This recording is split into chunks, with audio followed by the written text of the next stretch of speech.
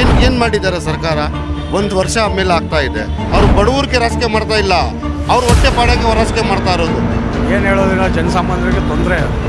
ಒಂದು ಮನೇಲಿ 100 ರೂಪಾಯಿ ಎಕ್ಸ್ಟ್ರಾ ಕೇಳಿದ್ರು, 100 ರೂಪಾಯಿನ ಅಷ್ಟ ಹಂಗಲ್ಲ, ಇಲ್ಲ ಬೇರೆಯವರೆಲ್ಲ 50 ರೂಪಾಯಿ ಇದು ಮಾಡ್ಕೊಂತ, ನೀವು 100 ರೂಪಾಯಿ ಅನ್ನೋದು ಅವ್ರಿಗೆ ದೊಡ್ಡದಾಗಿರ್ಬೋದು, ನಮಗೆ ಒಂದು ದಿವಸ ದೇವ್ರ ಹತ್ರ ವಾಪಸ್ ಹೋಗ್ಬೇಕು, ಅವರು ದೇವ್ರ ಹತ್ರ ಲೆಕ್ಕ ಕೊಡಬೇಕು, ಅದನ್ನು ಕರೆಕ್ಟಾಗಿ ಯೋಚನೆ ಮಾಡ್ತೀನಿ.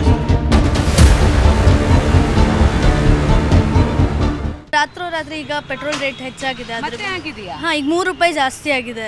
ಹೋದ ತಿಂಗಳೆಲ್ಲ ಸ್ವಲ್ಪ ಕಮ್ಮಿ ಇತ್ತು, ಈಗ ಮತ್ತೆ ಜಾಸ್ತಿ ಮಾಡಿದ್ರೆ ಹೆಂಗೆ? 3 ರೂಪಾಯಿ. ಈಗ ಕಾಂಗ್ರೆಸ್ ಇದರಲ್ಲಿ ಕಮ್ಮಿ ಮಾಡಿದ್ರು, BJP ಹತ್ತಿಸ್ತಾ ಇರ್ತಾರೆ. ಈ ಕಡೆ ಗ್ಯಾಸು 100 ರೂಪಾಯಿ ಮಾರ್ಚ್ 8ಕ್ಕೆ ಕಮ್ಮಿ ಮಾಡಿದ್ರು, ಈಗ ಮತ್ತೆ ಬರೋ ತಿಂಗಳು ಇನ್ನೂ 100, 150 ಅಂತ ಹೋಗ್ತಾ ಇದ್ರೆ ನಾವೆಲ್ಲ ಸಿಂಗಲ್ ಪೇರೆಂಟು, ಸರಿನಾ? ನಾವು ಒಬ್ಬರು ದುಡ್ದು 3 ಮಕ್ಕಳು ಸಾಕಬೇಕು. ಈ ಕಡೆ ಬಸ್ಸೆಲ್ಲ ಇದು ಮಾಡ್ತಾರೆ, ಒಂದು ಕಡೆ ಫ್ರೀ ಕೊಡ್ತಾರೆ, ಒಂದು ಕಡೆ ಎಲ್ಲ ಹತ್ತಿಸ್ತಾರೆ. ಹಿಂಗೆ ಮಾಡ್ತಾಯಿದ್ರೆ ತುಂಬ ಕಷ್ಟ ಆಗುತ್ತೆ. ಯಾಕಂದರೆ ನಾವು 3 ಮಕ್ಕಳು ಓದಿಸು, ನಾವು ಗೌರ್ಮೆಂಟು ಬೆಂಗಳೂರು ಫುಲ್ಲು ಸೆಟಲೆಲ್ಲ ಬೆಂಗಳೂರೇ, ನಾವು ತುಂಬ ಕಷ್ಟ ಆಗುತ್ತೆ. ಏನು ಮಾಡೋದೋ ಗೊತ್ತಿಲ್ಲ, ನೋಡೋಣ. ಮ್ಯಾಮ್, ಬೆಂಗಳೂರು ಅಂತ ಸಿಟಿಲಿ 100 ರೂಪಾಯಿ ಅಂದರೆ 100 ರೂಪಾಯಿ ಪೆಟ್ರೋಲ್ ಹಾಕ್ಸಿದ್ರೆ ಇಲ್ಲಿಂದ MG ರೋಡ್ ತನಕನೂ ಹೋಗೋಕ್ಕಾಗಲ್ಲ. ಅದು ನಿಜ. ಹಾಂ, ನಾವೆಲ್ಲ ಮನೆ ಕೆಲ್ಸಕ್ಕೆ ಹೋಗೋರು, ಒಂದು ಮನೇಲಿ 100 ರೂಪಾಯಿ ಎಕ್ಸ್ಟ್ರಾ ಕೇಳಿದ್ರು, 100 ರೂಪಾಯಿನ ಅಷ್ಟ ಹಂಗಲ್ಲ, ಇಲ್ಲ ಬೇರೆಯವರೆಲ್ಲ 50 ರೂಪಾಯಿ ಇದು ಮಾಡ್ಕೊತ, ನೀವು 100 ರೂಪಾಯಿ ಅನ್ನೋದು ಅವ್ರಿಗೆ ದೊಡ್ಡದಾಗಿರ್ಬೋದು, ನಮಗೆ ಸ್ವಲ್ಪ. ಯಾಕಂದರೆ ಈರುಳ್ಳಿ ರೇಟ್ ಜಾಸ್ತಿ ಆಯಿತು, ಈಗ ಟೊಮೊಟೊ ರೇಟ್ ಜಾಸ್ತಿ ಆಯಿತು, ಪೆಟ್ರೋಲು ಮತ್ತೆ ಜಾಸ್ತಿ ಆಯಿತು, ತುಂಬ ಕಷ್ಟ. ಈಗ ಒಂದೊಂದು ಕಡೆ ನಾವು 100, 200 ಅಂತ ಸೇವಿಂಗ್ ಮಾಡಿದ್ರೆ ಈ ಕಡೆ ಪೆಟ್ರೋಲ್ ಹಾಕ್ತಾ ಇರ್ತೀವಿ ನಾವು. ಹಾಂ, ಒಂದು ತಿಂಗಳಿಗೆ ನಾನು 1200 ರೂಪಾಯಿ ಪೆಟ್ರೋಲ್ ಹಾಕ್ತೀನಿ. ಹಾಂ, ಒಂದು ಮನೆ ಕೆಲಸದಲ್ಲಿ 500 ರೂಪಾಯಿ, ವರ್ಷಕ್ಕೆ 500 ರೂಪಾಯಿ ಕೇಳಿದ್ರೇನೆ ಹಿಂದೆ ಮುಂದೆ ನೋಡ್ತಾರೆ. ತುಂಬ ಕಷ್ಟ ನಾವು, ಯಾಕಂದರೆ ಅವ್ರು ಲಕ್ಷಗಂಟ್ಲು ಕೆಲಸ ಮಾಡೋರು, ನಾವು 100, 200 ರೂಪಾಯಿಗೆ ಕೇಳಿದ್ರೆ ಇಲ್ಲ ಬೇರೆಯವರೆಲ್ಲ ಕಮ್ಮಿ ಮಾಡ್ತಾರೆ ಅಂತ ಹೇಳ್ತಾರೆ. ತುಂಬ ಕಷ್ಟ ಆಗುತ್ತೆ. ಹಾಂ, ಏನು ಮಾಡೋದು? ಗೌರ್ಮೆಂಟಿಂದ ನೀವೇನು ಕೇಳ್ಕೊತೀರ? ಏನಂದರೆ ಮಾಡಿ, ಬಟ್ ತುಂಬ ಇದಾಗಿ ಮಾಡೋಕ್ಕೂ, ಈಗ 3 ರೂಪಾಯಿ ಜಾಸ್ತಿ ಮಾಡೋದನ್ನ 1-1.5 ರೂಪಾಯಿ ಮಾಡಿದ್ರೆ ಚೆನ್ನಾಗಿರುತ್ತೆ ಅಂತ. ಯಾಕಂದರೆ ಆಟೋ ಚಾಲಕರೆಲ್ಲ ತುಂಬ ಕಷ್ಟ. ಈಗ ಫ್ರೀ ಬಸ್ ಕೊಟ್ಟಿದ್ಮೇಲೆ ಅವರು 100-200 ರೂಪಾಯಿಗೆ ಅವರು ನೋಡ್ತಾರೆ. ಅದನ್ನೇ ಏನು ಹೇಳೋದಿಲ್ಲ, ಜನಸಾಮಾನ್ಯರಿಗೆ ತೊಂದರೆ. ಅದು ಪದೇ ಜಾಸ್ತಿ ಮಾಡ್ತಾರೆ. ಮೊನ್ನೆ ಎಲೆಕ್ಷನ್ ಇತ್ತು, ಕಡಿಮೆ ಮಾಡಿದ್ರು, ತಿರ್ಗಾ ಜಾಸ್ತಿ ಮಾಡಿದ್ರು. ನಮ್ಮ ಹತ್ರ ಬಡವರು ಎಲ್ಲ ದೂರ ಹೋಗ್ಬೇಕಂದ್ರೂ ಭಯ ಆಗುತ್ತೆ. ಇವಾಗ ಬಸ್ಸಲ್ಲಿ ಹೋಗ್ಬೇಕಂದ್ರೆ ಟಿಕೆಟ್ ರೇಟ್ ಜಾಸ್ತಿ. ಲೇಡೀಸ್ ಫ್ರೀ ಮಾಡೋರೆ, ಜೆಂಟ್ಸಿಗೆ ಜಾಸ್ತಿ ಮಾಡೋರೆ. ಇದರಿಂದ ಏನು ಉಪಯೋಗ ಇಲ್ಲ. ಮೇಯ್ನು ಸರ್ಕಾರ, ಕೇಂದ್ರ ಸರ್ಕಾರದಿಂದನೇ ಮೇಯ್ನ್ ಪ್ರಾಬ್ಲಮ್ಮು. ಇಲ್ಲಿ ಈ ಪ್ರಭುತ್ವನೂ ಏನು ಮಾಡ್ಬೋದು, ಯಾರು ಏನು ಮಾಡ್ತಾಯಿಲ್ಲ. ಅವ್ರಿಗೇನು ಅವ್ರ ಹೊಟ್ಟೆ ತುಂಬ್ತಾ ಇದೆ, ಅವ್ರು ಚೆನ್ನಾಗಿದ್ದಾರೆ, ಅವ್ರ ಮಕ್ಕಳು ಚೆನ್ನಾಗಿದ್ದಾರೆ, ಹೊರತು ಬಡವ್ರ ಬಗ್ಗೆ ಯೋಚನೆ ಮಾಡೋರು ಯಾರೂ ಇಲ್ಲ. ಸರ್, ಈಗ ಕೆಲವೊಬ್ರು 100 ರೂಪಾಯಿ ದಿನಕ್ಕೆ ದುಡಿಯೋರು ಇರ್ತಾರೆ, ಅವರಿಗೆಲ್ಲ ಎಷ್ಟು ಕಷ್ಟ ಆಗ್ಬೋದು? ಈಗ ಗಾಡಿ ಬಿಟ್ಟು ನಡಿಲೇಬೇಕಾಗತ್ತೆ, ಅವರು ನಡಿಲೇಬೇಕು, ಅನಿವಾರ್ಯ, ಅದು ನಡಿಲೇಬೇಕು. ಯಾಕೆ ಗೊತ್ತಾ, ಪರಿಸ್ಥಿತಿ ಆ ಥರ ಇದೆ. ಇವಾಗ ಇಲ್ಲಿಂದ ನಾವು ವಿಲ್ಸನ್ ಗಾರ್ಡನ್ ಹೋಗಬೇಕು, ಮ್ಯಾಕ್ಸಿಮಮ್ 50 ರೂಪಾಯಿ ಪೆಟ್ರೋಲು, ಅದೇ ನಡ್ಕೊಂಡು ಹೋದ್ರೆ 50 ರೂಪಾಯಿ ಮಿಕ್ಕುತ್ತೆ. ಒಂದು ದಿನಕ್ಕೆ ಕೂಲಿ ಮಾಡೋರು 200-300 ಸಂಪಾದನೆ ಮಾಡಿದ್ರೆ ಜಾಸ್ತಿ. ಇವಾಗ ಎಲ್ಲರಿಗೂ ತೊಂದರೆ ಮೇಡಮ್. ಸರ್, ಆಟೋ ಡ್ರೈವರ್ಗಳಿಗೆಲ್ಲ ಇನ್ನೆಷ್ಟು ಕಷ್ಟ ಆಗ್ಬೋದು? ತುಂಬ ಕಷ್ಟ ಇದೆ ಅವ್ರಿಗೆ, ನಮ್ಗಿಂತ ಕಷ್ಟ ಇದೆ ಅವ್ರಿಗೆ. ಆಟೋ ಡ್ರೈವರ್ಗೆ ಅಂದರೆ ಪಾಪ ಯಾರು ಬಾಡಿಗೆಗಳು ಬರೋಲ್ಲ, ಏನು ತುಂಬ ತೊಂದರೆ ಇದೆ, ಎಲ್ಲ ಇದೆ. ಮೇನ್ ಇದ್ರೂ ಸರ್ಕಾರ ಇದೆಲ್ಲ ಕ್ರಮ ಕೈಗೊಳ್ಬೇಕು ಮೇಡಮ್. ಅದೇ ಏನು ಮಾಡೋದು, ಏನು ಜೀವನ ಮಾಡೋದು? ಇವಾಗ ಈ ಭೂಮಿನಲ್ಲಿ ಜೀವನ ಮಾಡೋಕ್ಕೆ ಕಷ್ಟ ಆಗಿಬಿಟ್ಟಿದೆ. ತಿನ್ನೋಕ್ಕೇ ಇವಾಗ ಇಲ್ಲ ಜನಕ್ಕೆ. ಅದರಲ್ಲಿ ಪೆಟ್ರೋಲ್ ರೇಟ್, ಗ್ಯಾಸ್ ರೇಟ್ ಎಲ್ಲ ಕಡೆ ಎಲ್ಲ ಜಾಸ್ತಿ ಬೆಲೆ ಮಾಡ್ತಾ ಇದ್ದಾರೆ. ಬಸ್ ಫ್ರೀ ಮಾಡಿಬಿಟ್ರೆ ಆಗ್ತದಾ? ಬಸ್ನಲ್ಲಿ ಓಡಾಡೋದು ಒಂದು 50 ಜನ, ಜೀವನ ಮಾಡೋದು 1,000 ಜನ ಇದ್ದಾರೆ. 1,000 ಜನ ನೋಡಬೇಕಾ, 50 ಜನದ್ದು ನೋಡಬೇಕು ಈ ಸರ್ಕಾರ ಬಂದರೆ. ಯಾಕೆ ಏನು ಮಾಡಿದ್ದಾರೆ ಸರ್ಕಾರ? ಒಂದು ವರ್ಷ ಮೇಲೆ ಆಗ್ತಾ ಇದೆ, ಏನು ಮಾಡ್ತಾ ಇಲ್ಲ. ಬೇರೆ ಅಕ್ಕಿ ಮೇಲೆ ರೇಟ್ ಜಾಸ್ತಿ, ಪೆಟ್ರೋಲ್ ಮೇಲೆ ರೇಟ್ ಜಾಸ್ತಿ, ಆಯಿಲ್ನಲ್ಲಿ ರೇಟ್ ಜಾಸ್ತಿ, ಎಲ್ಲ ರೇಟೇ ಜಾಸ್ತಿ ಮಾಡ್ತಾರೆ ಇರೋದು. 2 ರೂಪಾಯಿ, 3 ರೂಪಾಯಿ, 2 ರೂಪಾಯಿ, 3 ರೂಪಾಯಿ ಅಂದರೆ ಲಕ್ಷ ಜನ ಕೊಟ್ಟಿದ್ದಾರೆ. ನಮ್ಮ ಕರ್ನಾಟಕದಲ್ಲಿ ಎಷ್ಟು 600 ಕೋಟಿ ಜನ ಇದ್ದಾರೆ. 2 ರೂಪಾಯಿಂದ ಎಷ್ಟು ಎಲ್ಲ ಅಮೌಂಟ್ ಆಯಿತು? ಅದು ಲೆಕ್ಕ ಮಾಡಲ್ಲ ಜನ. 2 ರೂಪಾಯಿ ಒಂದು ಇಮಿಡಿಯೇಟ್ಲಿ ಮಾಡಿಬಿಟ್ರೆ ಕೇಂದ್ರ ಸರ್ಕಾರ ಏನು ಮಾಡೋದು ನಾವು? ಇವಾಗ ಡೀಸೆಲ್ ರೇಟ್ ಆದಮೇಲೆ ತಿರ್ಗಾ ಇದು ಚಾರ್ಜ್ ಜಾಸ್ತಿ ಆಗ್ತಾಯಿದೆ. ಚಾರ್ಜ್ ಜಾಸ್ತಿ ಆದರೆ ಎಲ್ಲಿ ಮಾಡಬೇಕು? ಸಿಮೆಂಟ್ ಮೇಲೆ ರೇಟ್ ಜಾಸ್ತಿ ಆಗ್ತಿದೆ, ಸ್ಟೀಲ್ ಮೇಲೆ ರೇಟ್ ಜಾಸ್ತಿ ಆಗ್ತಿದೆ. ಬಿಲ್ಡಿಂಗ್ ಕಟ್ಟೋಕ್ಕೆ ಕಷ್ಟ ಇದೆ. ಇವಾಗ ಫಸ್ಟ್ ಮನೆಯೇ ಇಲ್ಲ ಇರೋವ್ರಿಗೆ, ಬಡವ್ರಿಗೆ. ಇವಾಗ ರೇಟ್ ಜಾಸ್ತಿ ಮಾಡಿದ್ರೆ ಎಲ್ಲಿ ಮನೆ ಕಟ್ಟೋದು? ಅವ್ರದ್ದು ಎಲ್ಲ ಬಿಡಿರಿ, ರಾಜಕೀಯ ಅವ್ರದ್ದು ಎಲ್ಲ ಬಡ ದೊಡ್ಡ ಮನೆ ಇದ್ದಾರೆ. ಬಡವ್ರದ್ದು ಯಾರು ಯೋಚನೆ ಮಾಡೋದು? ಏನು ಮಾಡ್ತಾಯಿಲ್ಲ. ಹೌಸಿಂಗ್ ಬೋರ್ಡಿಂದ ಮನೆ ಕೊಡ್ತಾರೆ ಅಂತಾರೆ, ಅದರಲ್ಲಿ ಅದು ಕುಡಿ ಇದು ಕುಡಿ ಡಿ ಕಟ್ಟಿ ಅಂತಾರೆ. ಅದು ಕಟ್ಬಿಟ್ಟು 10 ವರ್ಷ ಕೂತ್ಕೊಂಡಿರ್ಬೇಕು ರೋಡ್ನಲ್ಲಿ. ಅಲ್ಲಿ ಹೋಗಿದ್ರೆ ಮರ್ಯಾದೆ ಕೊಡಲ್ಲ. ಬೋಟಿಂಗ್ ಹೌಸ್ನಲ್ಲಿ ಇರಲಿ, ನಿಮ್ಮದು ಸಲಂ ಬೋಟ್ನಲ್ಲಿ ಇರಲಿ. ಬಡವ್ರಿಗೆ ಏನು ಮಾಡ್ತಾ ಇದ್ದಾರೆ, ಬಡವ್ರಿಗೆ ಏನು ಮಾಡ್ತಾ, ಯಾರು ದುಡ್ಡೋರು ಅದ ಅವರೇ ದುಡ್ಡೋರು ಆಗ್ತಾ ಇರೋದು, ಬಡವರೇ ಆಗ್ತಾ ಇರೋದು.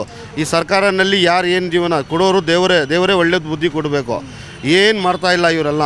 ಬೇರೆ ರಾಜಕಾರಣಿ ಇವ್ರು ಹೋಗಿದ್ರೆ ರೋಡ್ ಫ್ರೀ ಇರಬೇಕು, ಸಿಗ್ನಲ್ ಫ್ರೀ ಇರಬೇಕು, ಬಡವರು ಕಷ್ಟ ಮಾಡ್ಕೊಂಡು ಬಸ್ನಲ್ಲಿ ನಿಲ್ಕೊಂಡು ಹೋಗಬೇಕು. ಇವರು ನಮ್ಮ ಓಟಿನ ತೊಗೊಂಡ್ಬಿಟ್ಟು ನಮ್ಮಿಂದ ಅವ್ರು ರಾಜಕೀಯ ಮಾಡ್ತಾ ಇರೋದು. ಅವರು ಬಡವ್ರಿಗೆ ರಾಜಕೀಯ ಮಾಡ್ತಾ ಇಲ್ಲ, ಅವ್ರು ಹೊಟ್ಟೆ ಪಾಡೋಕ್ಕೆ ರಾಜಕೀಯ ಮಾಡ್ತಾ ಇರೋದು.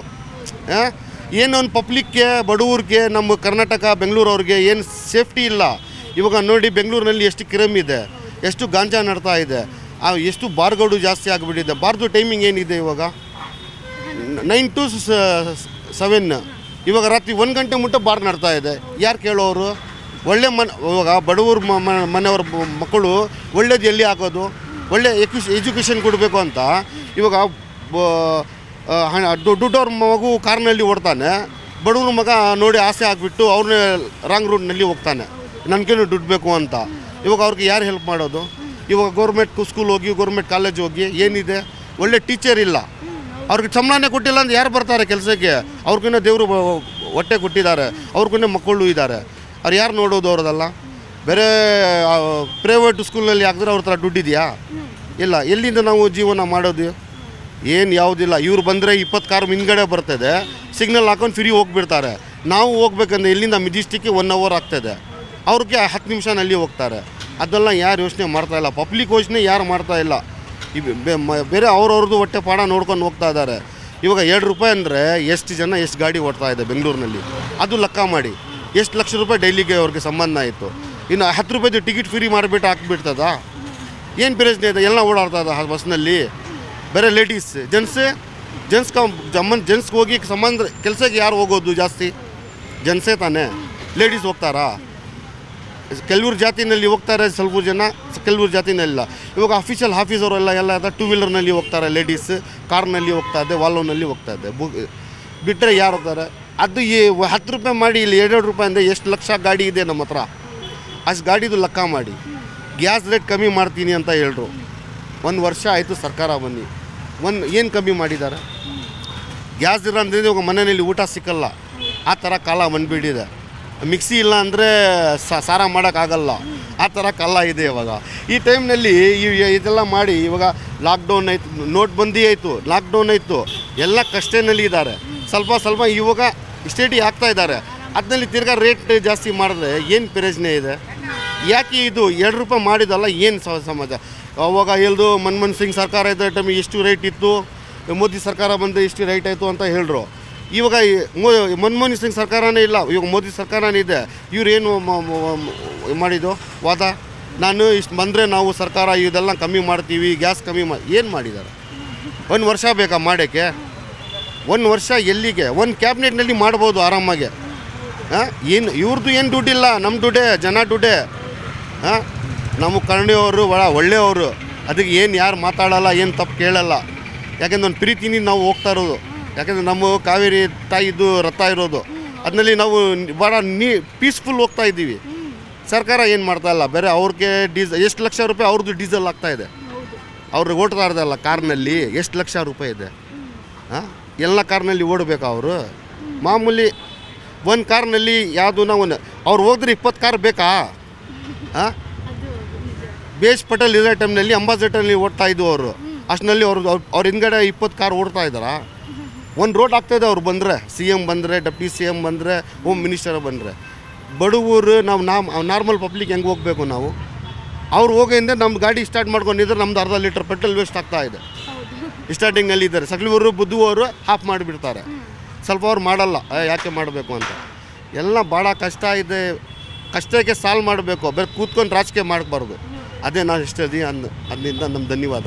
ಮೇಡಮ್ ಅವರೆಲ್ಲ ಇದು ನಡೀತಾ ಇದೆ ಮೇಡಮ್, ಮೊದಲಿಂದ ಎಲೆಕ್ಷನ್ ಆಗೋವರೆಗೂ ಕಮ್ಮಿ ಮಾಡ್ತಾರೆ, ಎಲೆಕ್ಷನ್ ಆದಮೇಲೆ ತಿರ್ಗಾ ಜಾಸ್ತಿ ಮಾಡಿಬಿಡ್ತಾರೆ ಅವರೆಲ್ಲ. ಅವರು ಬಂದು ಗಲ್ಲಿಗಳಲ್ಲಿ ಜನರ ಬಗ್ಗೆ ಏನು ಕಾಳಜಿ ಇಲ್ಲ ಅವ್ರಿಗೆ. ಅವ್ರ ಪರ್ಸ್ನಲ್ ದುಡ್ಡು ಮಾಡೋದು ಮಾತ್ರ ನೋಡ್ತಾರೆ ಅಷ್ಟೇ. ಯಾರೇ ಇರಲಿ, ಚಿಕ್ಕ ಪಾಲಿಟಿಷಿಯನಿಂದ ದೊಡ್ಡ ಪಾಲಿಟಿಷಿಯನ್ವರೆಗೂ ಅವ್ರ ಲಾಭನೇ ನೋಡೋದು, ಬೇರೆಯವ್ರ ಕಷ್ಟಗಳೇನು ಅರ್ಥ ಆಗಲ್ಲ ಅವ್ರಿಗೆ. ಅವ್ರ ದುಡ್ಡು ಬರ್ತಾ ಇರಬೇಕು, ಕಲೆಕ್ಷನಲ್ಲಿ ಖರ್ಚು ಮಾಡಿದ್ದಾರೆ, ಆ ದುಡ್ಡು ಅವ್ರು ರಿಟರ್ನ್ ಬರಬೇಕಲ್ಲ.